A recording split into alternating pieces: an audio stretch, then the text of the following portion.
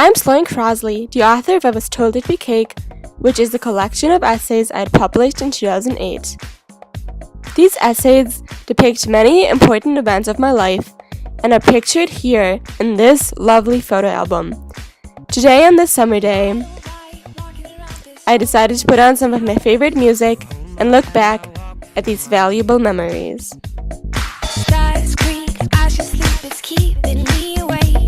The house telling you to close your eyes. Some days I can't even dress myself. It's killing me to see you this way. 'Cause though the truth may vary, this ship will carry our bodies. The pony problem. I have a dark secret in my kitchen. Hidden in one of my cabinets, I store a collection of toy ponies which I have acquired from every single one of my relationships in the past. I was very attached to these ponies until I packed them up one day and took them to the subway with me. On the train, I accidentally left them under my seat, hoping that no one saw. Christmas in July. My family is Jewish, but we would always celebrate Christian holidays. It's kind of like having Christmas on a beach in the middle of July. I don't know why exactly, but I kept it up and still practice Christianity and Judaism today. The Ursula cookie. When I got my first real job, I was super excited and I put in a lot of work.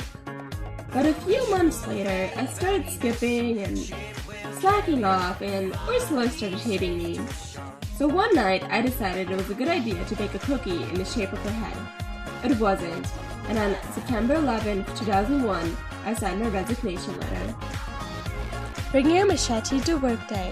When I was 12, my family got a new computer, and I became obsessed with the game Oregon Trail.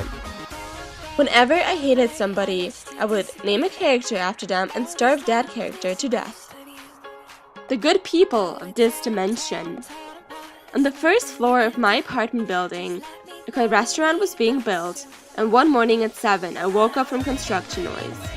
I called the cops from bed, and they came immediately. They figured stuff out with the workers, and they went on a break.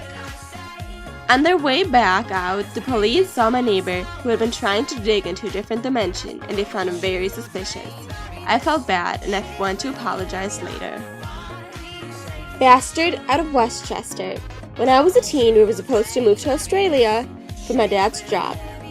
I couldn't wait to leave Boston, but he denied last minute.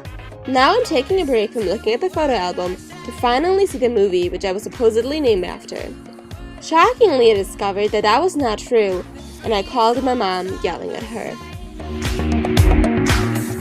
I believe the beauty of strangers is due to the 9/11 attacks which have bonded all of us New Yorkers.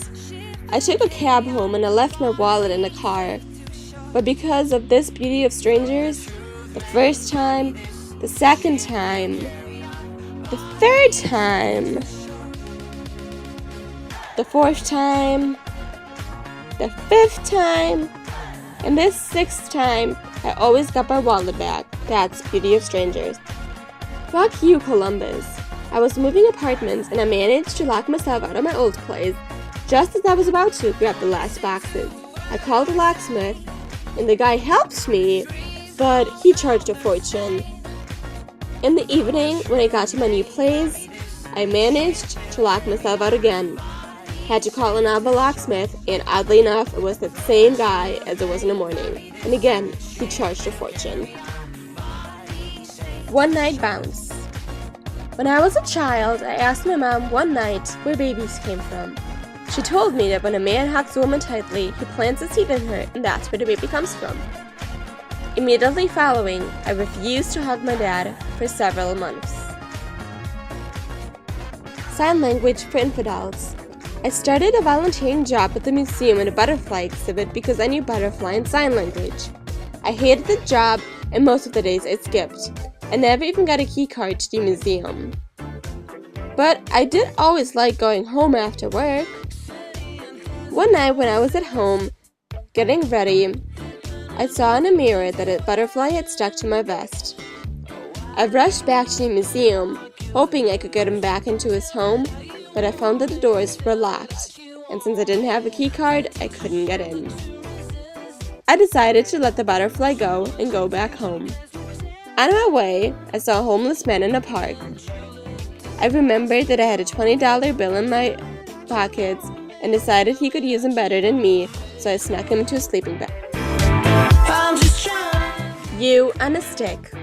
Once I got a phone call from a girl I hadn't talked to in a decade. She wanted me to be in her wedding. Another day, she finally told me I was going to be her maid of honor. At the wedding, it was kind of awkward because I hadn't seen her since high school, and my speech was very, very embarrassing. The height of luxury. When I was 16, I was sitting in my mom's bed looking at her jewelry. At the bottom of the box, I found a ring, and when I asked her about it, she casually told me that was from her first husband, Richard. My mom's been married before? I'd never heard about that. Shocked, I found out that everybody in my family had known about Richard except for me, and they thought I knew as well. Smell this. I was hosting a dinner party with some of my friends. It was super casual and we had a great time together. But when they left, I discovered a turd left on my carpet. What? I tried to find out who that was from, and I tried my best, but I never could find out. Lay like broccoli. I've always been a vegetarian. I just don't like eating meat. I tried to be vegan once, but that didn't work out. So I went back to being a vegetarian.